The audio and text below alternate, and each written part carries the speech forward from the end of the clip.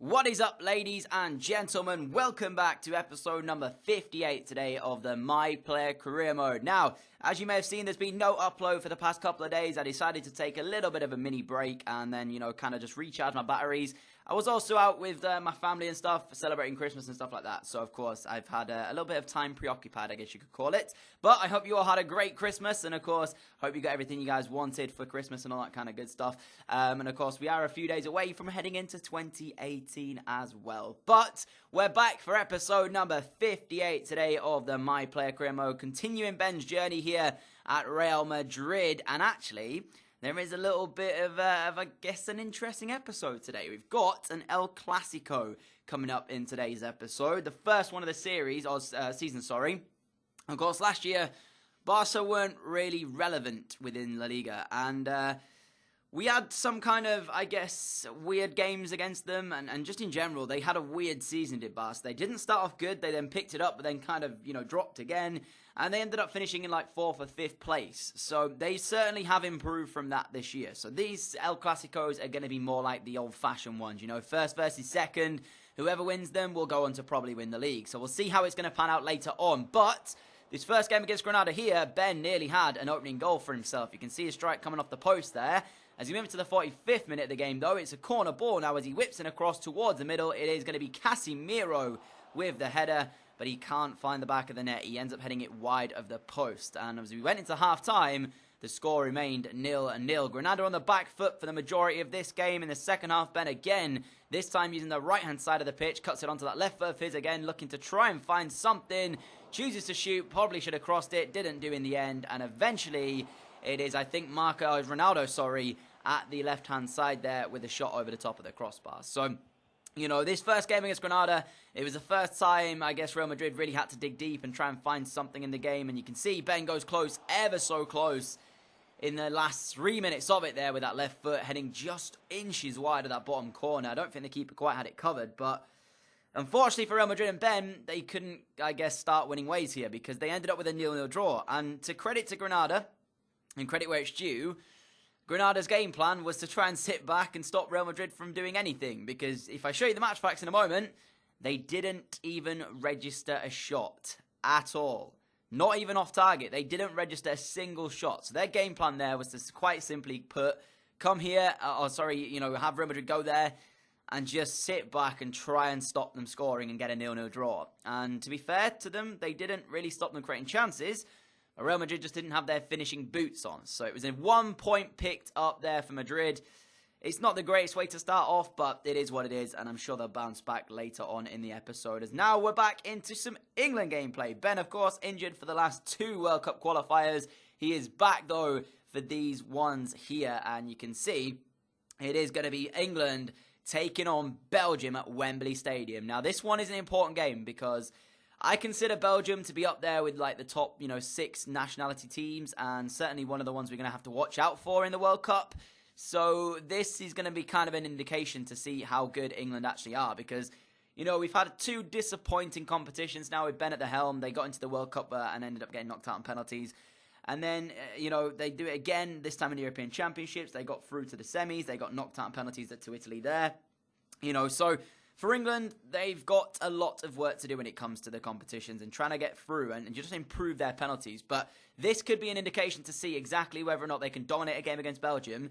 And if so, I can write them, I guess, into the top 6 and say that England certainly have a good opportunity again at trying to win themselves a World Cup. I think they're one of the stronger sides at the Cup, but we'll see if it is going to pan out that way for England. But Belgium's side isn't the greatest. It's not the worst, though, in the world. There is a couple of different players I maybe would have played in that position. But interestingly enough, it is Dele Alli leading the line today for England. And it was actually him setting up Ben in the first 10 minutes, as it should have been England 1, Belgium 0. However, Ben I don't know what really happened to him. He never got the strike correct. He went for the near post rather than across the goalkeeper, and he ends up hitting it wide of the post. So I'm wondering whether or not Harry Kane has an injury or something like that. That might be why he is not starting this game against Belgium. But Belgium with a shot in the 62nd minute, and you can see at this stage, Ben was having a shocker, 5.2 match rating. But we have a chance here, 63 minutes in. He's set through by Dele Alli, and an unbelievably powerful strike is beaten away by the goalkeeper. It was straight at him, though, so there wasn't really too much for him to really have to do there. And again, it's disappointing from Ben, because you'd like to say he would finish that one. But he sets up Dele Alli here, who again for England goes close with 5 minutes remaining, but can't find the top corner. And with 5 minutes to go, it is going to be England 0, Belgium 0, unless something changes. The fourth official there. I don't know if you've seen that. That is one of the weirdest glitches I've ever seen in FIFA. He has no board. He's got a... watch it back. You'll see what I'm saying. It's so strange to see that. I don't quite know what on earth had happened there with that bug there. But, sadly enough, it is England 0, Belgium 0, which means, as it stood, England was still top in the World Cup qualifying group, but in terms of their performance, it was very lackadaisical. And after 5 games, they were 2 points ahead of the Belgian side, and they were, I think, 4 points ahead of the Poland side here, as you can see going into this one now. So, I spoke about Poland being a dark horse in the group. I spoke about Poland being one of those sides that could quite squeeze through, depending on if England or Belgium weren't having the greatest group stage in the world, and that still stands. Poland could be one of those dark horses. So for England now, they've got a job to do. They need to play well in this game. They've got to try their best to at least pick up a point here. You can see, in terms of the group stage, after 6 games, if they get a draw here, there will still be 4 points clear of Poland. For now, they're in a good position to at least get out of the group. Not necessarily as group winners, but certainly getting out of the group is what they want to do. So, as we head into the second game against Poland, this one is one of those games for England that they need to get something out of. A defeat here could be so bad for momentum. If they lose this game, it moves Poland to a point behind them. And depending on Belgium's result elsewhere, momentum-wise, it could be catastrophic for England. So this has to be a good performance. And it's a decent side. Again, though, Dele Alli leading the line for England with Ben just in behind him, which I've spoken about before. I don't quite know exactly what's happening with Harry Kane, whether or not there's an injury to him or whether or not he's not fully fit, but they're choosing to play Dele Alli up front rather than that. He's not a natural goal scorer. He can pop up with a few goals, but I would prefer to see Harry Kane up top if I had to choose. But regardless, it was actually Poland who started this game off the much better of the two sides. You can see inside the first 10 minutes, they had 2 opportunities to take the lead in this one, but couldn't quite squeeze it either way. Kaputska with the latest of the 2, looking for that top corner, can't find it though. As we move into the 14th minute of the game, great work from England here to set this chance up. Wilshere to Ali. Ali finds a nice little pass back through to Ben. Space open up for him. You're thinking surely 1-0. And again, I just don't know what's wrong with Ben at the moment. His shooting boots certainly missing. He missed one against Belgium in the other game, and that one was an absolute sitter there. I call it a sitter. He still had to beat the goalkeeper, but he's one-on-one. He's got to do better than he did there. And it just so happens that Poland would take the lead in the game, because Ben, with that missed opportunity, as we move into the second half, you can take nothing away from the Poland man, because this is a wonderful curling effort into the top corner.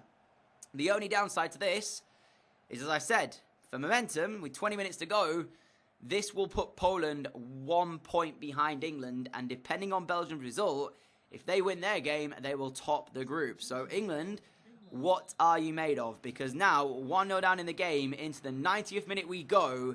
Can they find an equalising goal? Lovely football from them to initially set up the chance here as Ben cuts it back to Marcus Rashford.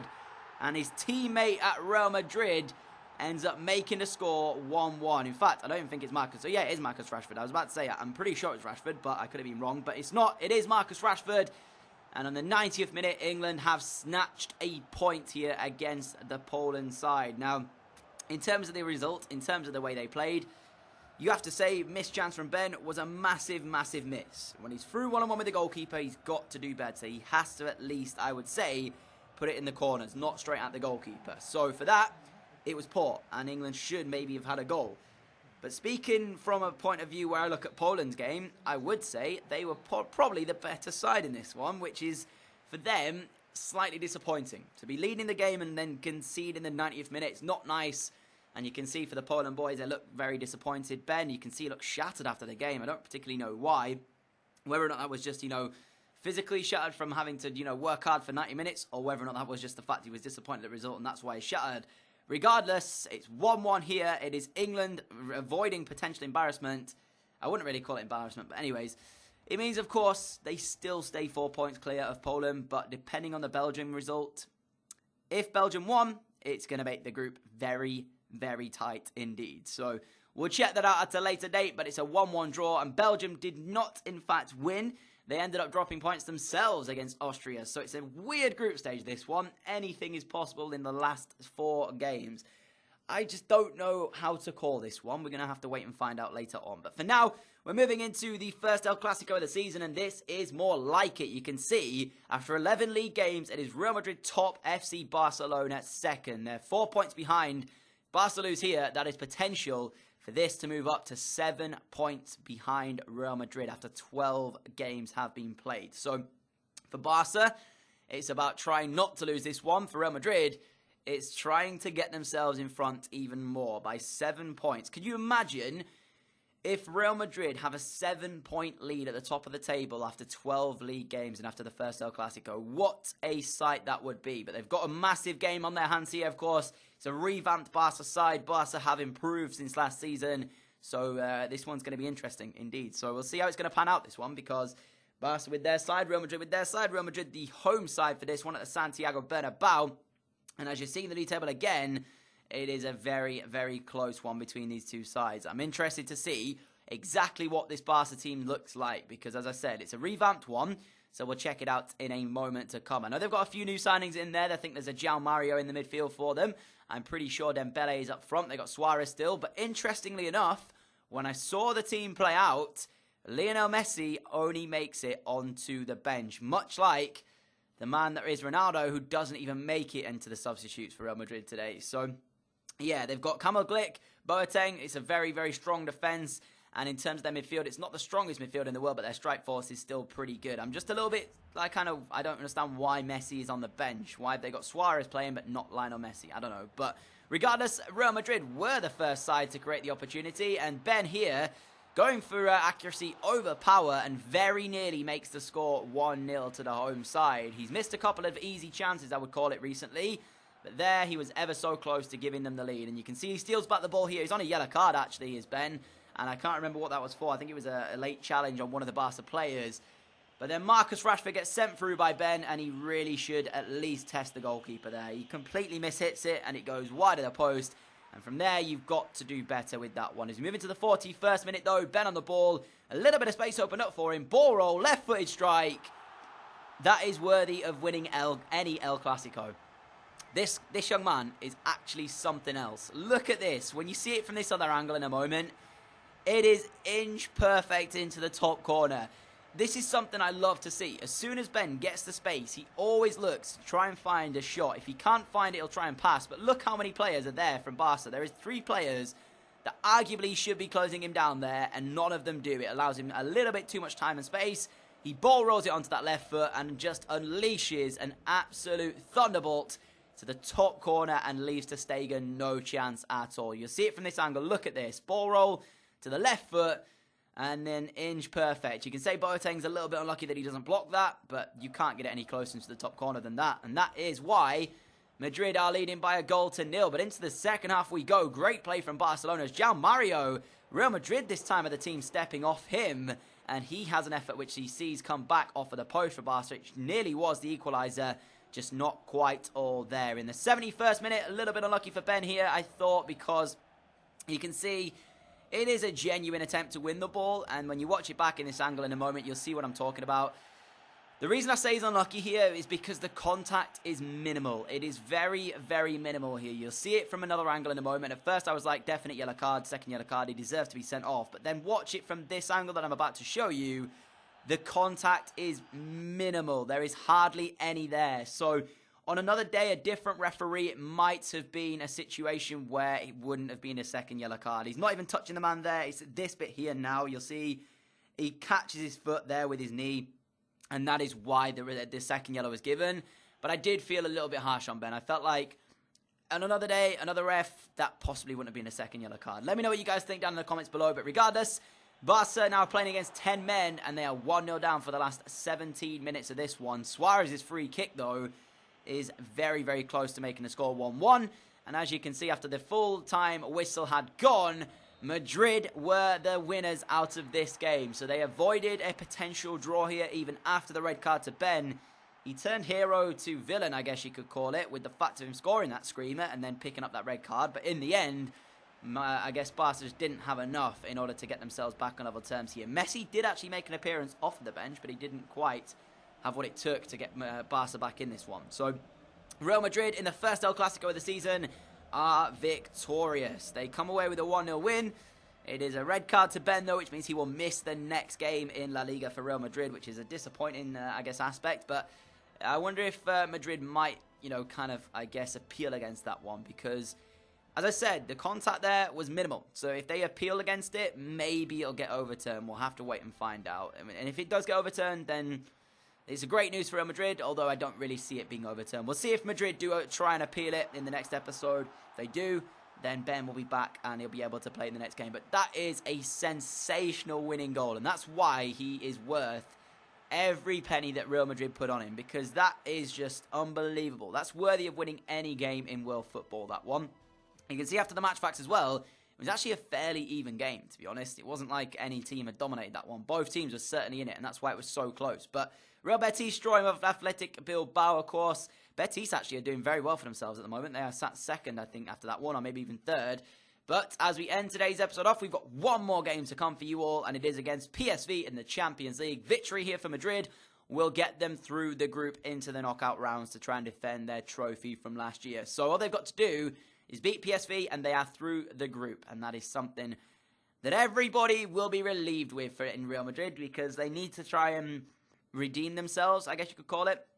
They didn't have the greatest start to the group. I think they lost against Barca, didn't they, earlier on? So, of course, Ben didn't play in that one because he was injured. But their group stage has been a little bit rocky at the moment. They kind of had not really a great group stage. So getting through is important. And, of course, after that, it's going to be about trying their hardest to try and get themselves a second a Champions League trophy for the second time consecutively. So 3 wins, 1 loss out of the 4 games played in this group stage, I guess, isn't terrible, but it should have been 4 out of 4. So PSV's side, actually, to their credit, they're playing a 4-3-3. I was expecting to see a 5 at the back, but no, it is a 4-3-3 from PSV, and that's nice to see. Real Madrid, you can see their side, again, it's pretty much the strongest lineup available. Rashford, Aguero, and Shaqiri up top. And it is Ben in behind. But, Ben kind of plays as just like a shadow striker in many ways. He always seems to be just in behind the striker, and that's something that works well for Real Madrid. Aguero setting him up here.